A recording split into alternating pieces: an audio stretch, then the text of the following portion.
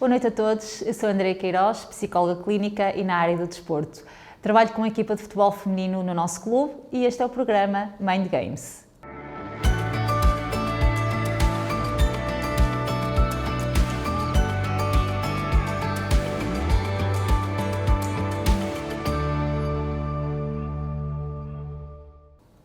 Este espaço foi criado para falarmos sobre alguns temas que a psicologia do desporto aborda e a sua importância em diferentes valências.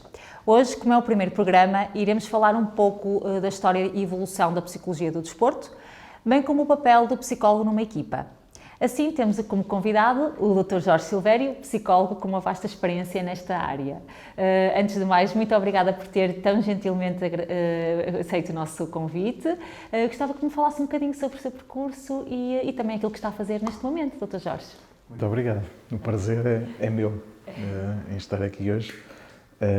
Eu trabalho na área da psicologia do desporto há cerca de 30 anos, fez agora 30 anos. Comecei inicialmente a minha formação pela psicologia clínica, não havia na altura psicologia do desporto. Pois não? Exatamente, e depois foi, como era um interesse meu, fui sempre estando atento, digamos assim, e quando surgiu a oportunidade, abriu um mestrado em psicologia do desporto na Universidade da Minha em Braga, e eu inscrevi-me, obviamente, e depois fiz, na altura estava na carreira académica, fiz um mestrado e o doutoramento na área da psicologia do desporto. Ao mesmo tempo, fui mantendo uma vertente prática, digamos assim, trabalhando com atletas, a partir do momento em que fiz a tese de mestrado sobre o burnout em atletas, comparando atletas do triatlo com atletas que praticavam as modalidades individualmente. E, portanto, fui tendo sempre essa ligação, digamos assim, à prática, ou seja, fui intervindo com atletas, com treinadores, com árbitros, e a determinada altura da minha carreira, as coisas estavam a começar a ficar um bocadinho incompatíveis. Consegui conciliar tudo e, portanto, tomei a iniciativa de deixar a carreira académica, exatamente, deixar a carreira académica e dedicar-me a 100% àquilo que é a prática de um psicólogo do desporto. Neste momento faço clínica privada, digamos assim, com atletas, treinadores, árbitros, faço consultoria a algumas equipas e está quase a fazer 6 anos a trabalhar com a nossa seleção de futsal masculina e, entretanto, mais recentemente também com a seleção feminina de futsal. Portanto, ninguém melhor que o Dr. Jorge para nos falar um pouco sobre a história, como tem evoluído a psicologia do desporto, portanto, desde o início até aos nossos tempos, atualmente. Sim, a psicologia do desporto é uma área relativamente recente e no nosso país ainda mais, não é? A psicologia, até à Revolução do 25 de Abril de 74, só existia um curso de psicologia num instituto privado, no ISP em Lisboa, e só depois da Revolução é que abriram as faculdades públicas de psicologia, não é? Portanto, a própria psicologia no nosso país é relativamente recente. Quem exercia até eram mais pessoas ligadas à filosofia, exatamente, não era, doutor? Exatamente, e ainda continua a existir, não é? Nomeadamente nas escolas, ainda há muitos psicólogos que não são bem psicólogos porque têm essa formação em filosofia. E, portanto, a psicologia do desporto é ainda mais recente, ou seja, os primeiros marcos, digamos assim, da psicologia do desporto, nomeadamente as primeiras pessoas a começar a trabalhar na psicologia do desporto, o primeiro laboratório de psicologia, datam já de quase 79, 80, não é? Portanto, ainda mais recente do que a psicologia, não é? E desde aí tem-se vindo a desenvolver. Eu estava convencido há 30 anos, quando comecei, que a evolução fosse muito mais rápida, não é? Se calhar também sou otimista, tem sido mais lenta, embora toda a gente fale da importância dos fatores mentais. Muitas vezes, quando ouvimos entrevistas de treinadores, de atletas, eles mencionam isso, a motivação, a autoconfiança, o controle emocional, mas depois, na prática, ainda não havia, digamos assim, essa inserção de profissionais no mundo do desporto, não é? Felizmente, há relativamente pouco tempo começou-se a falar mais da questão da saúde mental, começou-se a falar muito mais ainda da importância que os psicólogos começam a ter. Começam também a aparecer atletas, treinadores a reconhecerem que trabalham com profissionais da área e, portanto, a partir daí, de facto, tem havido uma maior procura e uma maior inserção, digamos assim, de profissionais na área da psicologia do desporto. Por outro lado, ao nível do futebol, a Federação Portuguesa de Futebol, ao criar as entidades reconhecidas e a criar, digamos assim, a certificação, levou a que um dos aspectos essenciais para essa certificação fosse a existência de profissionais de várias áreas, inclusive a da psicologia. Não é? E, portanto, digamos que com essa exigência passou a existir, de facto, a necessidade dos clubes, das entidades que querem progredir, digamos assim, no processo de certificação, começarem a ter psicólogos a trabalhar, não é? Portanto, neste momento, eu acho que as coisas estão francamente melhores do que estavam. E acha que se deve muito por a certificação ou pela necessidade mesmo que existe? Eu acho que se cruzaram as duas coisas, André. Acho que foi, por um lado, essa necessidade da certificação, mas antes disso já existiam clubes, nomeadamente na área da formação, no futebol, com psicólogos a trabalhar, não é? Quer na área mais educacional, não é? Quer também na área mais da psicologia do desporto, não é? Portanto, acho que esses dois fatores, digamos assim, cruzaram-se. E deram este boom, digamos assim. E acha que a pandemia também foi muito responsável por o boom da psicologia? Claramente. Começou-se a falar ainda mais, não é? Da saúde mental no geral, mas com a questão do adiamento, por exemplo, dos Jogos Olímpicos, não é? Com aquilo que os atletas vieram dizer, porque normalmente as pessoas que estão mais de fora não têm esta noção, não é? Se pensarmos, por exemplo, nos Jogos Olímpicos, muitos dos atletas estão um ciclo olímpico, ou seja, mais ou menos 4 anos, não é? Num completo desconhecimento até do grande público, não é? A trabalhar por eles, não é? E só aparecem, digamos assim, na opinião pública ou nos mídias, quando se aproximam aos Jogos Olímpicos, toda a gente quer saber quem são os atletas portugueses. Sim. E, portanto, começa a haver aí uma série de entrevistas. Mas o trabalho que está por trás, esses 4 anos do ciclo olímpico, normalmente não é muito visível, digamos assim, não é? E, portanto, com o adiamento dos Jogos, o ciclo passou de 4 para 5 anos, houve aí, de facto, alguns ajustamentos que tiveram que ser feitos. As pessoas acho que tiveram um pouco a noção do impacto que isso tinha, porque parecia uma coisa, ok, é mais um ano, menos um ano, não é? Mas do impacto que isso estava a ter nos atletas. Alguns atletas, nomeadamente atletas ícones, digamos assim, ao nível mundial, também vieram falar sobre isso. Sim, não é? estes Jogos Olímpicos foram pautados também por grandes revelações, não é? A nível de saúde mental, pela parte de atletas, que se calhar há uns anos atrás nunca o fariam. Exatamente, nunca fariam porque, lá está, era assumir uma vulnerabilidade e sabemos que o desporto, não é? A sensação e a imagem que se passa dos desportistas é que eles são quase super-homens e, portanto, não têm nenhuma vulnerabilidade, não é? O facto desses, eu diria, ícones, atletas que são conhecidos ao nível mundial, não é? O caso da Simone Biles, não é? O ter reconhecido que estava a passar por problemas psicológicos, o não ter, inclusive, feito algumas das competições dos Jogos Olímpicos, não é? De repente toda a gente teve noção, ao nível mundial, foi um impacto de facto tremendo, porque eu acho que não havia atletas que fossem ícones nestes Jogos Olímpicos, ou seja, aqueles que havia, o Michael Phelps na natação, o Usain Bolt no atletismo, já tinham deixado, não é? Portanto, de alguma forma o peso dessa responsabilidade, digamos assim, estava muito sobre a Simone Biles. E acho que isso também contribuiu um pouco para aquilo que lhe aconteceu. Mas o facto de haver uma atleta daquele nível a reconhecer isso, depois também facilitou que viessem outros atletas também. Portanto, isto já não é encarado como ser frágil, não é? Reconhecer que se tem problemas, que se está deprimido, que se está com problemas de ansiedade, e de repente começou a ser mais fácil os atletas falarem sobre isso. E, portanto, e foi o que aconteceu, depois dela ter vindo a público, portanto, falar e admitir, portanto, o que se estava a passar com ela. A partir daí, muitos atletas também não é? Começaram a falar também sobre os seus próprios problemas e incentivar a procurar ajuda também. Exatamente, não é? Que é extremamente importante. Que é extremamente importante. Porque o que acontecia até agora é que os atletas, muitos deles, viviam isto em silêncio. Muitas vezes nem procuravam ajuda e achavam que só acontecia com eles e, portanto, eles teriam algum problema. Sim. Mas como não queriam reconhecer essa vulnerabilidade, tentavam lidar com as coisas. E perpetuavam uma patologia em si. Exatamente. Exatamente. Porque escondiam e não eram tratados e não procuravam ajuda e iam perpetuando a patologia. E depois, em termos daquilo que é o rendimento desportivo,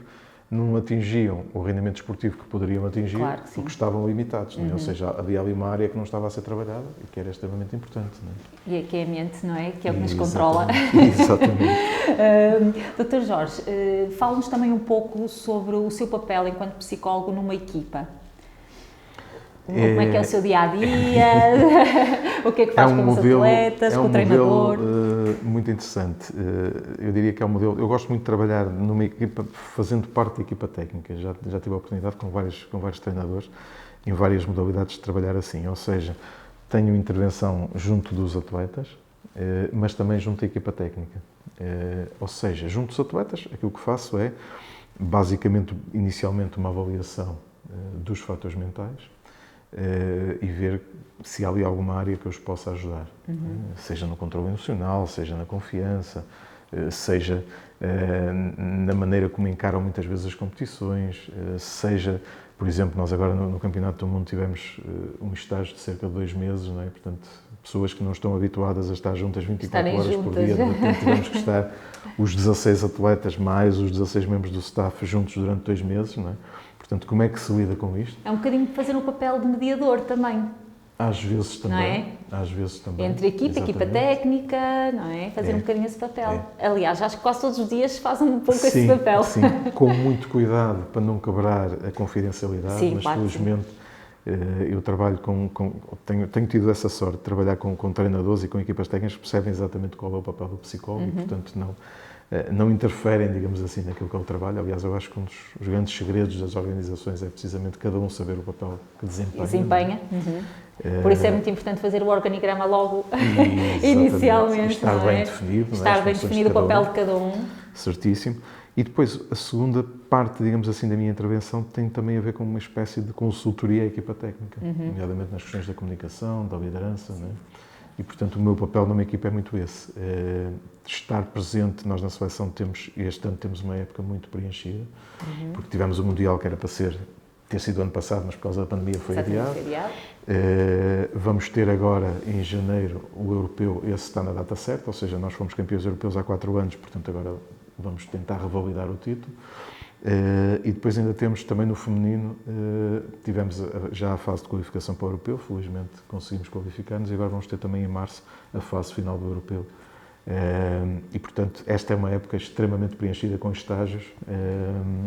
Normalmente não é, eu diria, uma época atípica, justamente por causa da pandemia, normalmente não há tantos estágios, mas eu estou presente em todos os estágios com eles, tudo aquilo que é a atividade da seleção, quer da feminina, quer da masculina, eu estou sempre presente. Então o seu trabalho aumentou? Aumentou, claramente. Devido também a este facto de terem estado parados Exatamente, e as agora... competições terem sido adiadas, nomeadamente o Mundial, né? Portanto, claramente que aumentou.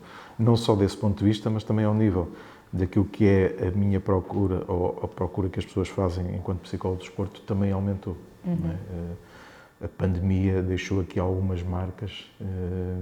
Eu trabalho muito com atletas mais jovens, não é? Portanto, não só ao nível daquilo que é a intervenção enquanto psicólogo de desporto, naquilo que é a carreira desportiva dos atletas, mas também naquilo que é a intervenção ao nível académico. Porque com as aulas em casa, houve aqui alguns problemas que os atletas agora estão a sentir. Foi toda uma rotina alterada, não é? Tudo diferente, pessoas tão novas que não entendem ainda muito bem o que é isto, nem nós às vezes, não é? Sim, mas estamos aqui também num processo de adaptação, nós de também perceber estamos, não é? Quais vão ser as consequências, não é? Aliás, os estudos ao nível da psicologia sobre a pandemia ainda estão a decorrer. Ainda está a decorrer, exato, é tudo muito novo, tudo muito recente, até nós próprios também estamos todos neste impasse, não é? Como é que vamos ajudar também, e até principalmente as crianças. Acha que a sua base em clínica o ajuda neste trabalho? Ajuda, claramente. Ou seja, eu muitas vezes costumo dizer que a psicologia do desporto é uma área que rouba muita coisa a outras áreas, não é? Também há a clínica, exatamente. Há a clínica, a educacional, há a organizacional, não é? Portanto, já começam a haver algumas ferramentas específicas da psicologia do desporto, mas são muito poucas, não é? Porque se nós, de facto, pensarmos no que faz um psicólogo de desporto, vamos buscar coisas, ou podemos ir buscar coisas a todas as áreas da psicologia. A todas as áreas, claro que sim. Portanto, E muito na clínica, principalmente quando algum atleta ou alguma atleta tem algum até problema de base ou alguma patologia, não é? Sim, acabamos por exercer muito a parte clínica. Acho que é uma boa base para... Os atletas têm... Não nos podemos esquecer que fazem parte da população em geral, não é? Portanto, aquilo que acontece em termos de prevalência, de ansiedade, depressão, etc., nos atletas é exatamente igual. E ainda temos aqui uma agravante, digamos assim, que é, muitas das vezes, sobretudo quando se está num alto rendimento, algumas das patologias podem ser agravadas ou podem nascer justamente por causa de estar no alto rendimento. Não é? Se nós pensarmos, por exemplo, na recuperação de lesões, não é? Se pensarmos em alguns distúrbios alimentares que são provocados porque algumas modalidades implicam um controle muito rigoroso do peso, algumas até têm categorias por peso, não é? Portanto, os atletas, exatamente, o judo, não é?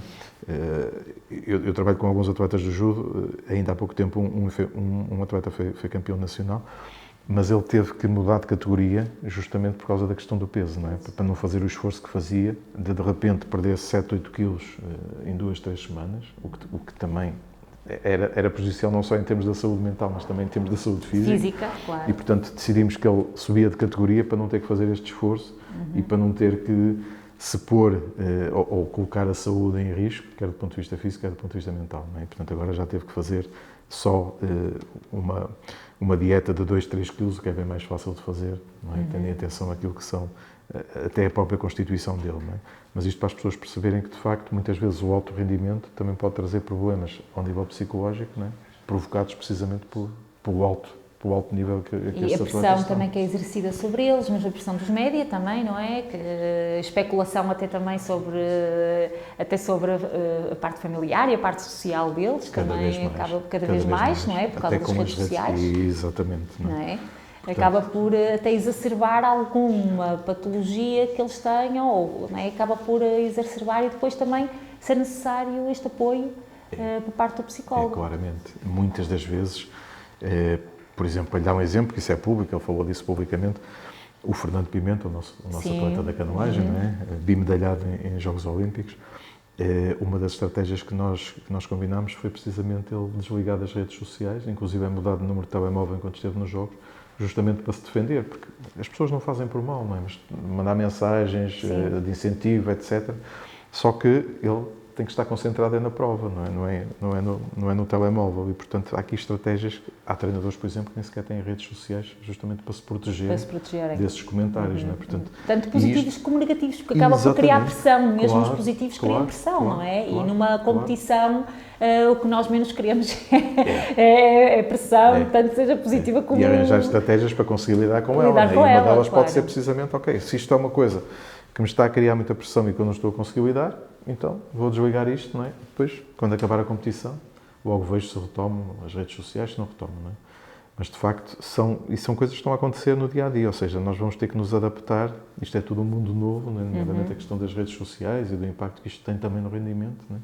E, portanto, é quase dia-a-dia esta adaptação que vamos tendo que fazer, não é? De maneira a proteger os atletas dessa pressão. Com a equipa técnica, tem algumas estratégias para trabalhar? Tenho, eu estou sempre presente com eles nas reuniões, quer de preparação do treino, quer de análise dos jogos, portanto, e vou dando felizmente tenho essa abertura, vou dando o meu input e o meu feedback em relação àquilo que se vai passando, não é? E tentando que eles também percebam alguns dos impactos que as coisas normalmente têm, não é? E tentar-lhes dar também um pouco um ponto de vista daquilo que são os atletas, não é? No balneário interfere? Interfiro, participo nas brincadeiras, sim, estou sempre presente. E acha importante? Acho bastante importante, até para desmistificar um pouco aquela ideia, não é? Que cada vez há menos, não é? De o psicólogo ser um bocadinho quase para tratar maluquinhos, não é? Sim, estar no gabinete ali, fechado, não é?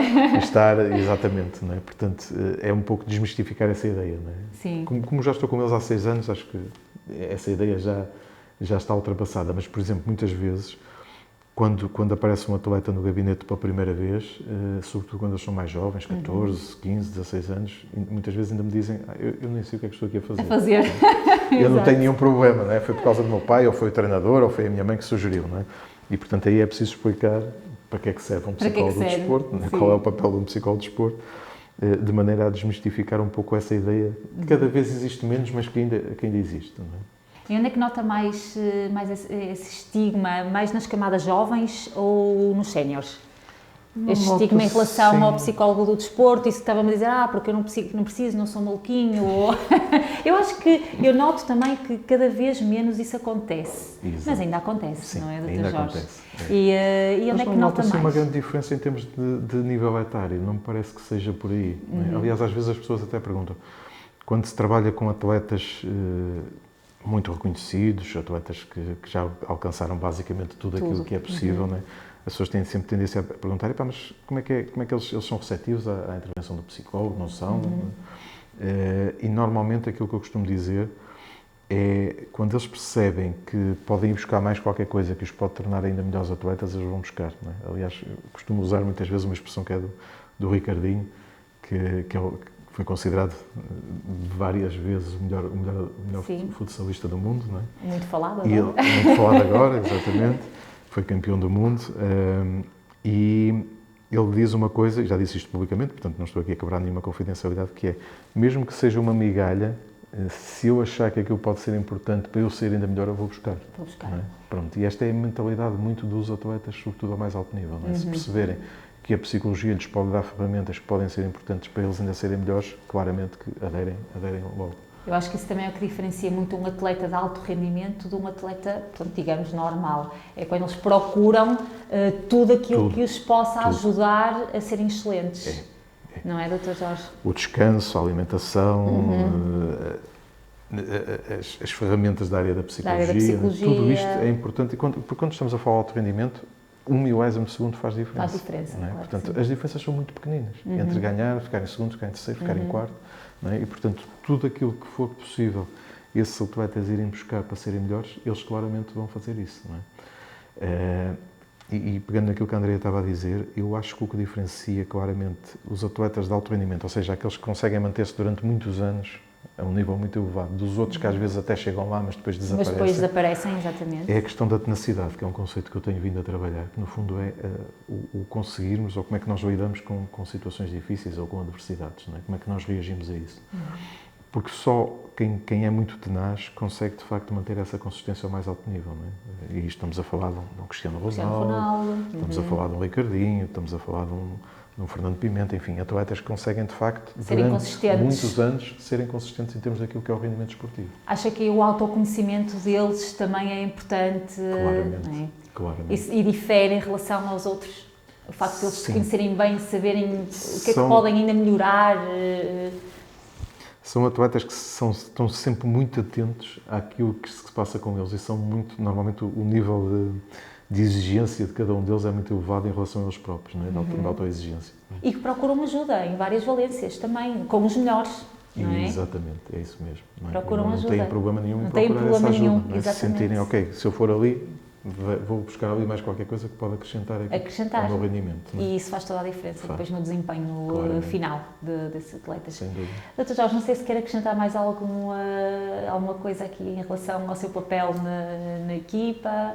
Não, acho que basicamente... Acho que falamos também um bocadinho assim, por tópicos, acho que conseguimos falar um bocadinho de tudo. Dr. Jorge, agradeço-lhe imenso a sua participação e ter aceito o nosso convite para participar aqui no nosso primeiro programa. Acho que ficamos todos um pouco mais esclarecidos sobre o que é isto da psicologia, do desporto, pronto, que é uma ciência relativamente recente, mas que está a dar bastantes frutos e esperemos que num futuro próximo que continuemos todos a trabalhar e cada vez mais. Muito obrigado. Tá bom, e parabéns pelo programa. Muito obrigada. Desse lado, fique atento ao próximo programa, onde abordaremos um tema cada vez mais falado, tanto no desporto como no nosso cotidiano. Até lá, vemo-nos no próximo programa.